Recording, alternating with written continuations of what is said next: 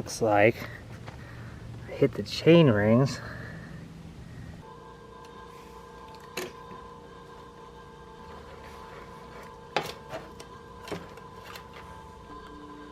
I've got MRP Cranks here, mountain racing products. They took a BMX crank and they installed this triple crank spider. You can just get that bolt off there. And it's got a little spacer plate thing here. It can accommodate 3 chain rings, or you could just use 1 or 2. I've got my scale set to grams. 19mm 48 spline BMX spindle. It uses a 3/8 by 24 thread per inch bolt. SAE, Society of Automotive Engineers, and this washer that's now concaved.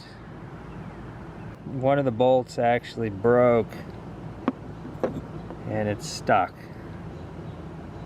You can see there is cracking on the convexed portion versus the concaved side.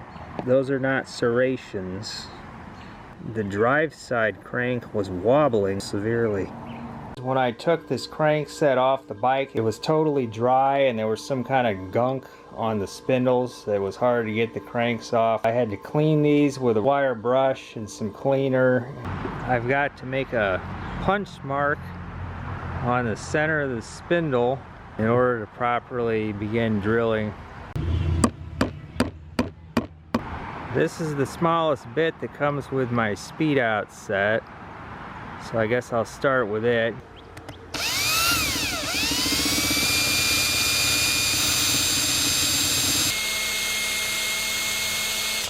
It's still pretty hard to drill. The drill was wandering a little bit. This drilling end is getting dull. I don't remember how many times I've used it in the past. I'm finding that this actually works better.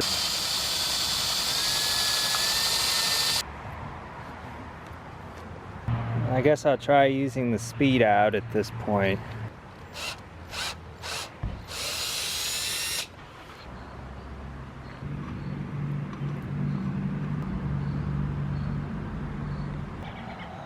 But perhaps the bolt can be reunited with itself.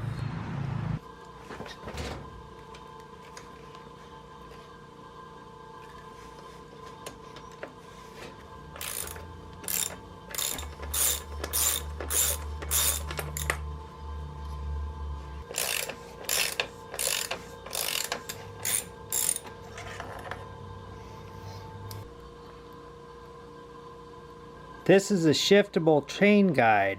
I don't know what brand it is, and I don't know what size chain rings you can use with it.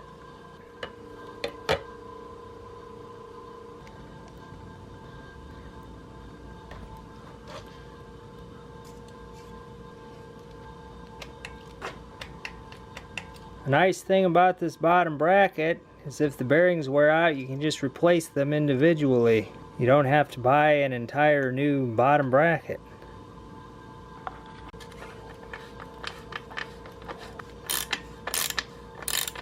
Now that I added that chain guide, I need a different length of center spacer. And cutting this 304 stainless steel isn't really that easy with a tube cutter. So there's a spacer here for the crank arm. Then we have the bearing cup with the lock ring. If you do not use this inner spacer, you will have serious problems with your bearings actually coming out of place. They could be pushed right out of the cup and just end up wherever they end up, and then the spindle will be wobbling around like crazy. I always put some grease on bottom bracket threads, even though I put some Loctite on there as well. Loctite does seem to take paint off. The paint was kind of bubbling and wrinkling around here. If you don't use grease, your bottom bracket will seize up inside the threads, be very hard to get out. I will now install the spindle through there and put the middle spacer in. I'm gonna put just a little bit of Loctite on here.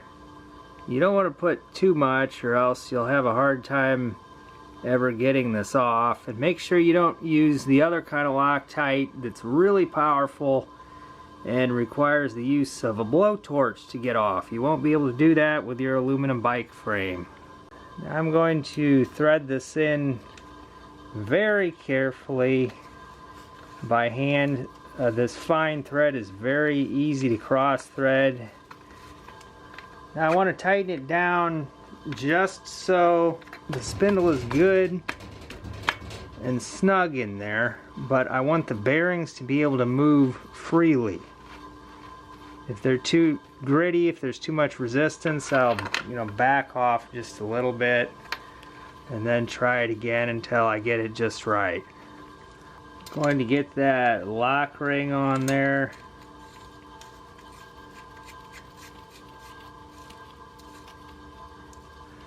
And then I want to hold the bearing cup in place while tightening the lock ring.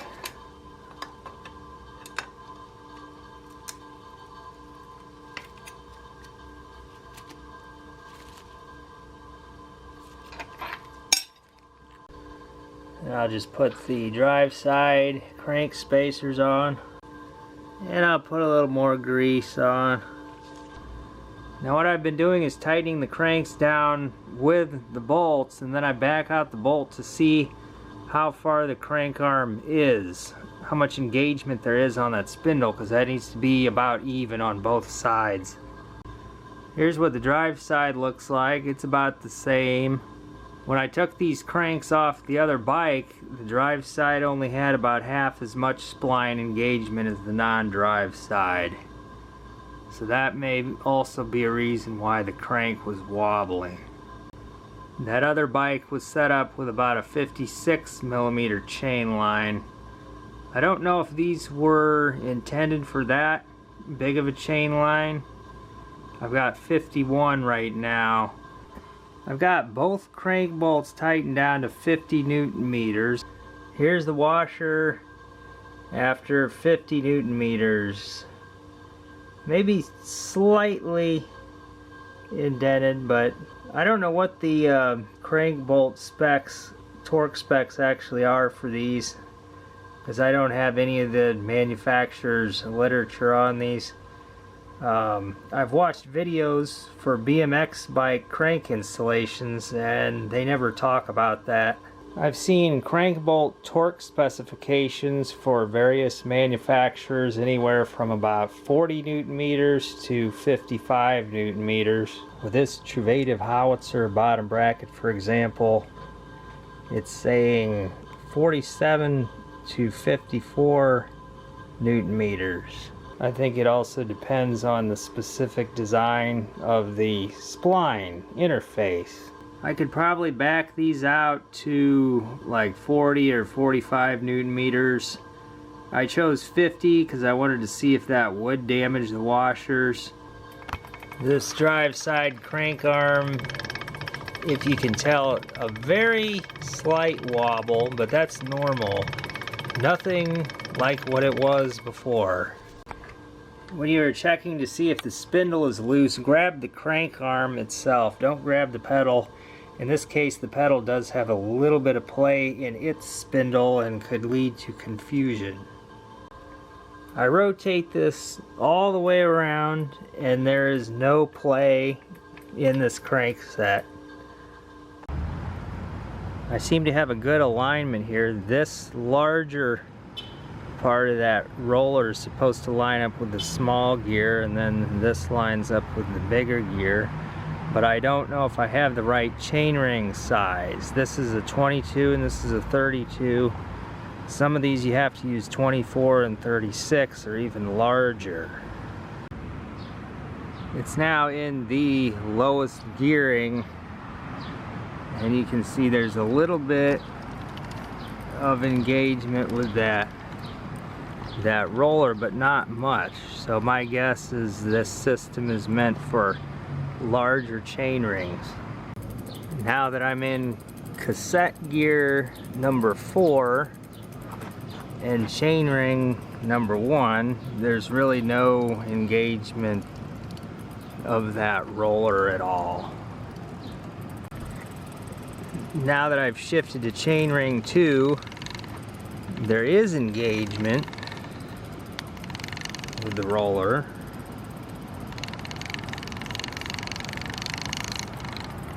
I'm still in 4. Now even in the 9th cog there on the cassette in gear 2, there is still engagement. It's not very aggressive though. There's quite a gap here. And I've got this in the maximum inward position. So I'm about 100% positive that this is for at least 24 and 36.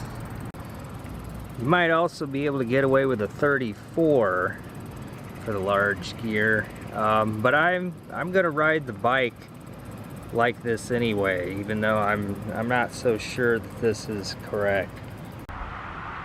This bike is so light that it should be a perfect bike to climb a hill with.